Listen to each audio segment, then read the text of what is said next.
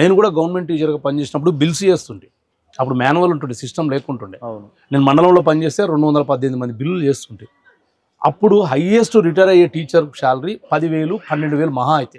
Retired అయ్యేటి ఉంది, ఎక్కినది 1200 1500. నేను 1200కే నెలకు జీతం చేసిన, 1500కే నేను ఇంకో 2వ సంవత్సరం చేసిన. నా బేసిక్ పే 3750.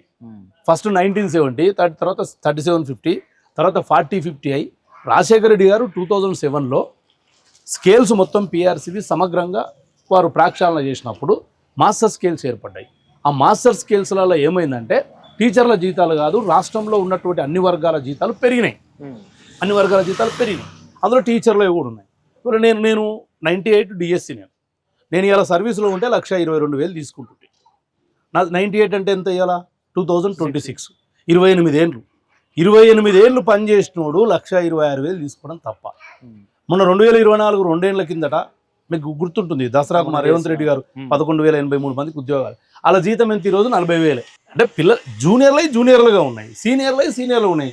నేను 30 ఏళ్ళు, రేపు 28 వస్తే 30 ఏళ్ళు అవుతుంది. లేదా ఇంకో 35 ఏళ్ళు ఉన్నాడు అనుకో, నాకన్నా 93లోనో 92లో జాబ్ వచ్చిన టీచర్కు జర ఎక్కువ ఉంది, 1,50,000 ఉండొచ్చు, 1,60,000 ఉండొచ్చు.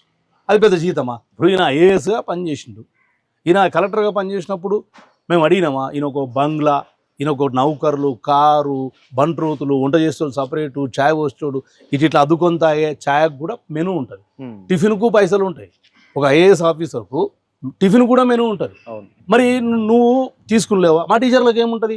ఇలా 70-80 కిలోమీటర్లు 317 కింద విసిరివేయబడ్డ టీచర్లు, భార్య ఒక చోట, భర్త ఒక చోట, కుటుంబాలను విడిచిపెట్టి చేస్తున్న ఉద్యోగాలు మావి. 70-80 కిలోమీటర్లు బస్సులల్లో మహిళా టీచర్లు పోయొచ్చి వాళ్ళ శరీరాలన్నీ లుక్ అయి, ఆడపిల్లలు నడుము నొప్పులు చిన్నతనంలోనే గర్భసంచులు తీసేస్తున్నారు మహిళా టీచర్లు.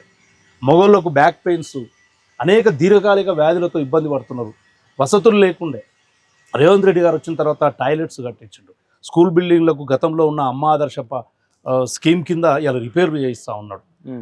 గటువంటి దాంట్లోకి ఏమైనా సూచనలు చేయాలి? నేను చెప్తా, నేను ఛాలెంజ్ చేసి చెప్తా. నాది మహబూబ్ నగర్ ఎమ్మెల్యే ఎన్ఎం శ్రీనివాసరెడ్డి ఉన్నాడు. మీరు రండి ఒకసారి, ఆకునూరు మురళి గారు వస్తే నేను చెప్తా ఎట్లా చేస్తుండే. ఆయన ఒక విద్యానిధిని ఏర్పాటు చేసి దాతల నుంచి డబ్బులు తీసుకుని, ఆయన సొంత డబ్బులు, జీతం పైసలు కూడా, నాకు పాతది పెన్షన్ ఉంది, ఎమ్మెల్యే పెన్షన్ అని, ఆ జీతం డబ్బులు కూడా ఇచ్చి అలా స్కూళ్ళల్లో పిల్లలకు టెక్నికల్ ఎడ్యుకేషన్ మీద, అంటే వృత్తి విద్యా కోర్సుల మీద ఆసక్తి కోసం ఆయన అనేక కార్యక్రమాలు చేపడుతున్నాడు. ఒక ఎమ్మెల్యే ఉండి ఒకవైపు ప్రజాసేవ, మరొక వైపు అది చేస్తున్నాడు. నువ్వు మరి ఎలా చైర్మన్గా ఉండి విద్యారంగానికి నువ్వు ఎన్ని సూచనలన్నీ, కానీ జీతాల కాడికి వస్తే ఇట్లా మేము ఇంకేం చేయాలి చెప్పు? జీతాలు మనం తక్కువ చేస్తే ఎవరు ఉద్యోగాలు చేస్తారు? టీచర్ ఉద్యోగాలు జీతాలు తక్కువనే అనుకో, ఎవరు వస్తారు టీచర్ ఉద్యోగానికి? ఎవరు రాడు. ఎవరు రానప్పుడు ఏమవుతారు? ఆ పిల్లలు, బీద పిల్లలు, పంతులు రాక సాలెలు బంద్ అయ్యి పిల్లలు డ్రాప్అవుట్ అవుతారు. మొత్తం విద్యా వ్యవస్థ నిర్వీర్యం అయిపోతుంది. ఈయన నుంచి జీవం పోసుకోవాల్సింది పోయి ఈయన నుంచి నిర్వీర్యం అవుతుంది.